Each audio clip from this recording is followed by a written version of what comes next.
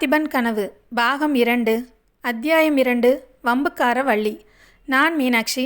கடந்த அத்தியாயத்தில் சிவனடியார் பொன்னன்கிட்ட ராணி அருள்மொழி தேவியவும் இளவரசர் விக்கிரமனையும் கூட்டிகிட்டு வான்னு சொன்னார். அதுக்காக பொன்னன் தோணித்துறையிலிருந்து படகை எடுத்துக்கிட்டு போனான்.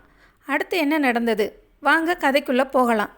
பொன்னன் போனதும் வள்ளி சிவனடியாருக்கு மிகுந்த சிரத்தையுடன் பணிவிடைகள் செய்ய தொடங்கினாள். அவருடைய காலை அனுஷ்டானங்கள் முடிவடைந்ததும் அடுப்பில் சுட்டு கொண்டிருந்த கம்பு அடையை சுட சுட கொண்டு வந்து சிவனடியார் முன்பு வைத்தாள். அவர் மிக்க ருசியுடன் அதை சாப்பிட்டு கொண்டே வள்ளியுடன் பேச்சு கொடுத்தார். வள்ளி, ராணி எப்படி இருக்கிறாள் தெரியுமா என்று கேட்டார் சிவனடியார். இளவரசர் பக்கத்தில் இருக்கும்போதெல்லாம் தேவி தைரியமாகத்தான் இருக்கிறார். அவர் அப்பால் போனால் கண்ணீர் விட தொடங்கிவிடுகிறார் என்றாள் வள்ளி. பிறகு, சுவாமி, இதெல்லாம் எப்படித்தான் முடியும்? இளவரசர் நிஜமாகவே மகாராஜா ஆகிவிடுவாரா? அவருக்கு ஏதாவது நேர்ந்து விட்டால் ராணி பொறுக்க மாட்டாள், உயிரையே விட்டு விடுவார் என்றாள்.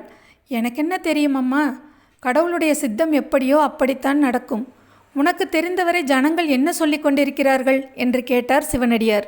ஜனங்கள் எல்லோரும் இளவரசர் பக்கம்தான் இருக்கிறார்கள். பல்லவ அதிகாரம் ஒழிய வேண்டுமென்றுதான் ஆசைப்படுகிறார்கள். பார்த்திப மகாராஜாவின் வீர மரணத்தை பற்றி தெரியாத பிஞ்சு குழந்தை கூட கிடையாது. சுவாமி, அந்த செய்தியை தாங்கள் தானே 6 வருஷத்திற்கு முன்னால் எங்களுக்கு வந்து சொன்னீர்கள். அதை நானும் ஓடக்காரரும் இதுவரையில் லட்சம் ஜனங்களுக்காவது சொல்லியிருப்போம் என்றாள் வள்ளி. நானும் இன்னும் எத்தனையோ பேரிடம் சொல்லியிருக்கிறேன்.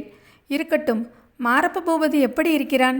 இப்போது உன் பாட்டனாரிடம் ஜோசியம் கேட்க அவன் வருவதுண்டா என்று கேட்டார் சிவனடியார். ஆஹா, அடிக்கடி வந்து கொண்டேதான் இருக்கிறான் என்றாள் வள்ளி. உடனே எதையோ நினைத்து கொண்டவள் போல் பலமாகச் சிரித்தாள். சிவனடியார், என்னத்தை கண்டு அம்மா இப்படி சிரிக்கிறாய்? என்னுடைய மூஞ்சியை பார்த்தா என்றார். இல்லை சுவாமி, மாரப்ப பூபதியின் ஆசை இன்னதென்று உங்களுக்கு தெரியாதா? காஞ்சி பல்லவ சக்கரவர்த்தியின் மகளை இவன் கட்டிக்கொள்ளப் போகிறானாம். கல்யாணத்துக்கு முகூர்த்தம் வைக்க வேண்டியதுதான் பாக்கி என்றாள். சிவனடியார் முகத்தில் ஒரு வினாடி நேரம் இருண்ட மேகம் படர்ந்தது போல் தோன்றியது. உடனே அவர் புன்னகையை வருவித்து கொண்டு, ஆமாம், உனக்கென்ன அதில் அவ்வளவு சிரிப்பு என்று கேட்டார். சக்கரவர்த்தியின் மகள் எங்கே? இந்த பேதை மாரப்பன் எங்கே? உலகத்தில் அப்படி ஆண் பிள்ளைகளே அற்று போய்விடவில்லையே. நரசிம்ம பல்லவரின் மகளை இந்த கோழை பங்காளிக்கு கொடுப்பதற்கு என்றாள் வள்ளி. ஆனால் உன் பாட்டன் தானே மாரப்பனை இப்படி பைத்தியமாய் ஆக்கினான் வள்ளி, இல்லாத பொல்லாத பொய் ஜோசியங்களை எல்லாம் சொல்லி என்றார் சிவனடியார். அப்படி சொல்லிராவிட்டால் அந்த பாவி என் பிராணனை வாங்கி இருப்பான். சுவாமி, போகட்டும். சக்கரவர்த்தியின் குமாரி ரொம்ப அழகாமே, நிஜந்தானா? நீங்கள் பார்த்திருக்கிறீர்களா என்று வள்ளி ஆவலுடன் கேட்டாள். சிவனடியார் புன்னகையுடன், பார்த்திருக்கிறேன் அம்மா, பார்த்திருக்கிறேன். ஆனால் அழகை பற்றி எனக்கு என்ன தெரியும்? நான் துறவி என்றார். எங்கள் ராணியை விட அழகாயிருப்பாளா சொல்லுங்கள் என்றாள் வள்ளி. உங்கள் ராணி அவ்வளவு அழகா என்ன? எங்கள் ராணியா? இல்லை இல்லை, எங்கள் ராணி அழகே இல்லை, சுத்த அவலட்சணம். உங்கள் சக்கரவர்த்தி மகள்தான் ரதி என்றாள் வள்ளி.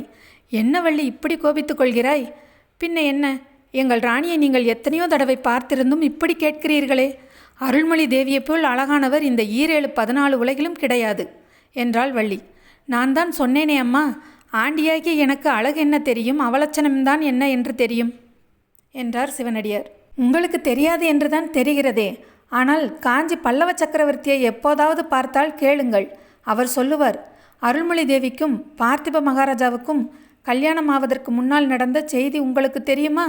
அருள்மொழி தேவியின் அழகை பற்றி நரசிம்மவர்மர் கேள்விப்பட்டு அருள்மொழியை கல்யாணம் செய்து கொண்டால் செய்து கொள்வேன், இல்லாவிட்டால் தலையை மொட்டையடித்து கொண்டு புத்த சந்நியாசியாய் போய்விடுவேன் என்று பிடிவாதம் செய்தார். ஆனால் அருள்மொழி தேவிக்கு அதற்கு முன்பே பார்த்திப மகாராஜாவுடன் கல்யாணம் நிச்சயமாகிவிட்டது. இன்னொரு புருஷனை மனதினால் கூட நினைக்க மாட்டேன் என்று கண்டிப்பாய் சொல்லி கடைசியில் பார்த்திப மகாராஜாவையே கல்யாணம் செய்து கொண்டார் அருள்மொழி தேவி.